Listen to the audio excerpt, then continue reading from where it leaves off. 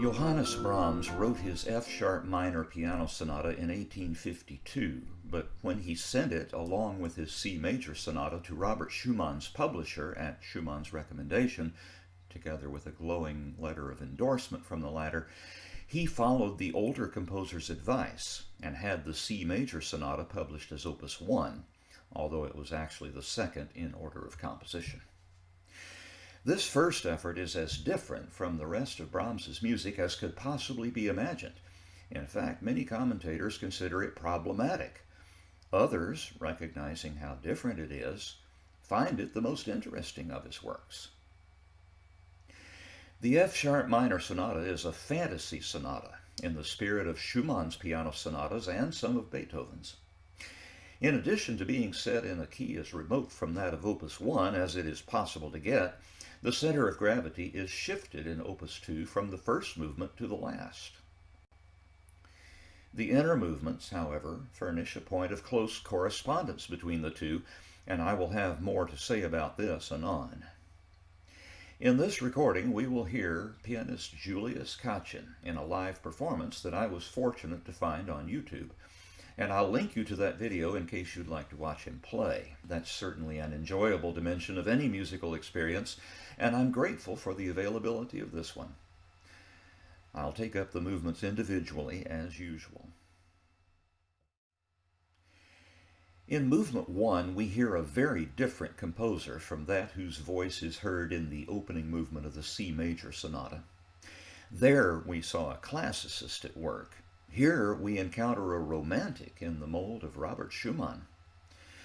This movement is quite brief, and its construction is exceedingly compact, despite the outbursts of eloquence in the second movement and development.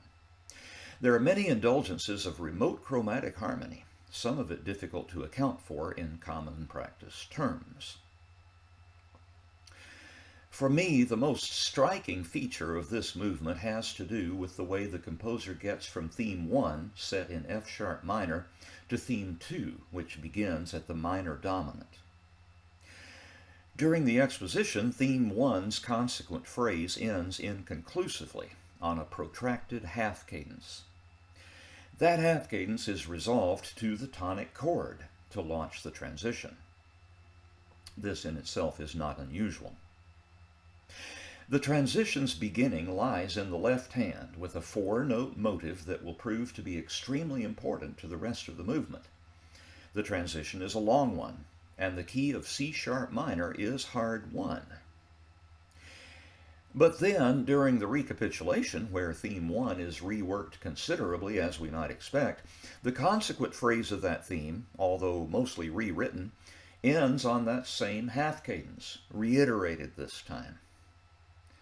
That half-cadence is resolved to the tonic as before, only this time the resolution is not to the beginning of the transition, but to the beginning of the second theme, now set in the tonic key. In other words, Brahms omitted the transition completely during the recap, because the first theme sets up the second without any need of mediation.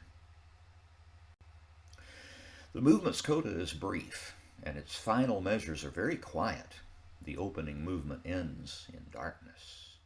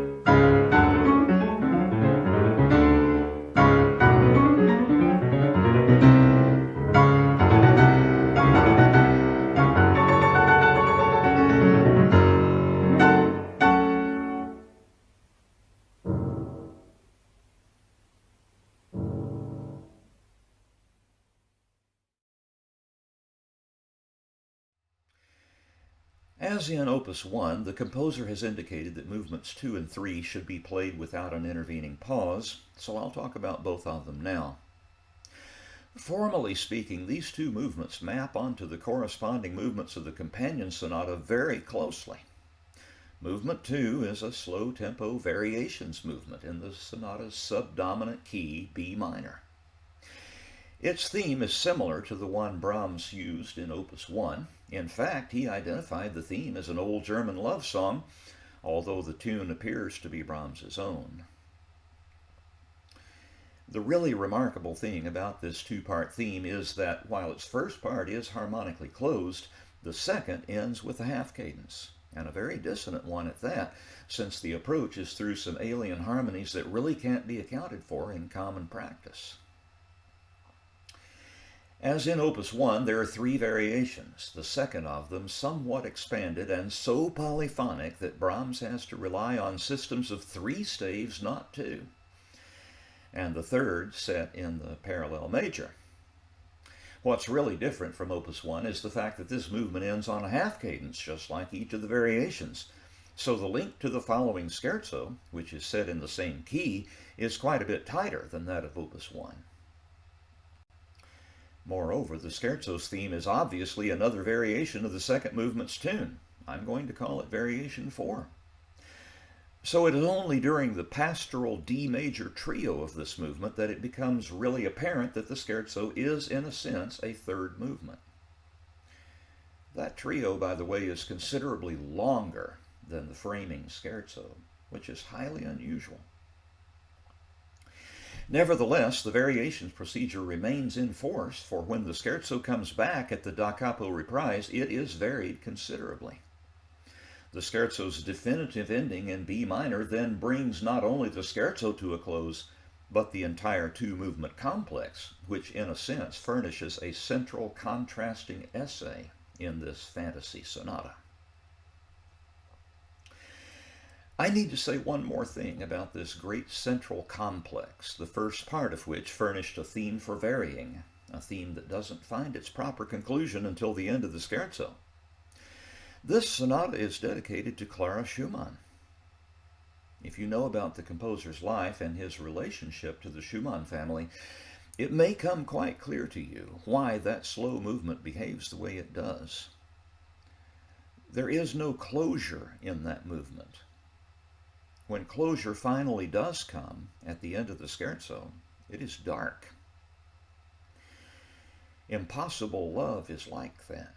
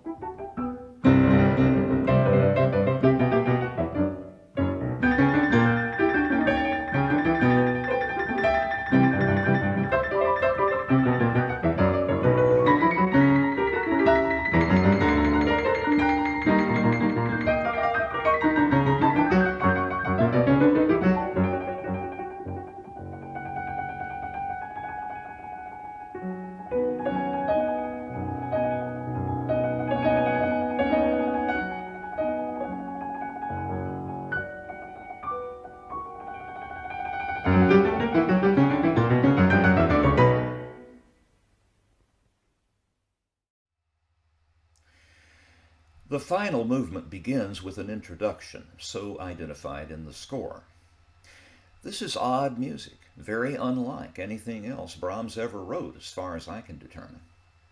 It begins in the sonata's relative key, A major, and only gradually turns sour. The main theme that it sets up is very Schumannesque, and the movement unfolds in sonata form, worked out to considerably greater length than the first. This shifting of gravitational center from the first movement to the last is very much a Romantic era device. Despite its length, there is no reason I can imagine that would justify the omission of the movement's exposition repeat, as Julius Katchen has done here. The sonata is quite brief, and a second trip through that exposition would surely tax no listener's resources. Besides, the bridge passages make much more sense when the exposition is repeated. I have nothing more to say about that. Incidentally, and this is truly a sidebar, Brahms has explicitly called for rubato during the main theme, and one simply does not encounter that marking often in Brahms. The conclusion I have to draw from this is that when Brahms wanted his music treated with that temporal tugging of musical heartstrings, he indicated as much. How then should the rest of his music be treated? I will leave that to you to conjure with, as you wish. The recapitulation includes the kinds of adjustments we're accustomed to seeing from Brahms, including the omission of the first theme's consequent phrase and transition. That bit of joinery is handled in a manner similar to what we encountered in Movement 1. The coda is remarkable. It brings back much of the introduction's music, now set in brighter keys, and bringing the work to a glowing conclusion, which nevertheless strikes me as quite tentative in quality.